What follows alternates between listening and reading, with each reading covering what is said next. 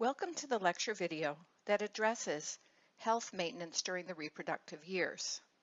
Now please note, the content focuses on the female population in a non-pregnant state. Some of the content is pertinent to pregnancy, but will be addressed in a separate video. So we begin with health maintenance. What is health maintenance? We talk about it. You should be somewhat familiar with it because you've already taken one full year of nursing school. But by definition, health maintenance is the care we provide to people to prevent or detect specific diseases based on the risk factors that we obtain during a health history. It's important that we try and detect specific diseases someone is at risk for early on so we can intervene and hopefully prevent complications. All women receive preventive health exams and counseling at some point in their life. As we proceed through this video, you will notice that guidelines are constantly changing. There will be some women who need to have additional screening based on their personal lifestyle, their history, as well as the family history. We are all individuals and we bring something different to the table when it comes to our healthcare needs. So when we perform health maintenance, it includes a thorough health history. We also do a physical assessment. The physical assessment portion is usually done by an OBGYN or a nurse practitioner.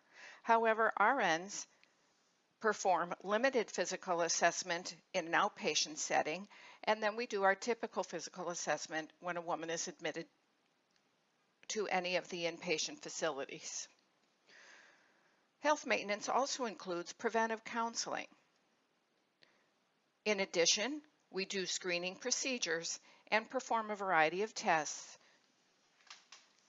to detect disease and assure a woman is healthy.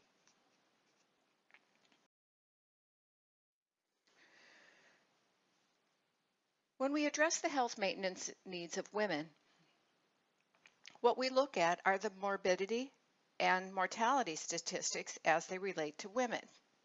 So morbidity is the burden a disease places on a person's body. So for instance, morbidity associated with diabetes that's poorly controlled can be loss of vision, kidney function, the neuropathies, advanced cardiovascular disease, etc. Whereas mortality means you actually die. So when we look at the top 5 causes of death in women, and the most current information is from 2013, and this list involves all races and ethnicities. So topping the list is heart disease. Stroke is also a leading cause of morbidity and mortality in women.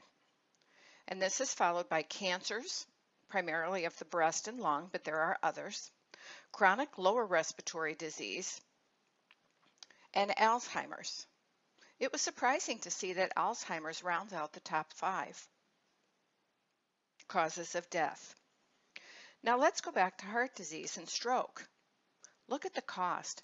$500 billion annually is spent on caring for women who have had heart disease or stroke.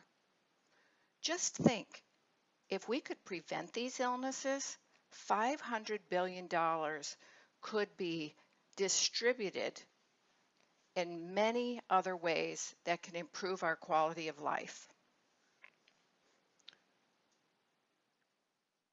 Now, when you think about it, heart disease and stroke typically are caused by lifestyle behaviors that are modifiable. So hypertension. You should be very familiar with hypertension and how we can modify risk factors so that we don't acquire it to begin with. Cholesterol,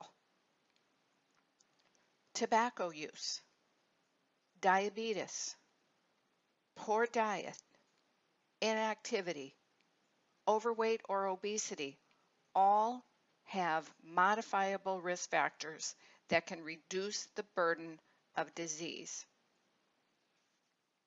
and ultimately death. So the U.S. Preventive Task Force and other health organizations have developed healthcare goals for the nation. They base these goals on the morbidity and mortality statistics within our population. We are currently working on the Healthy People 2020 goals.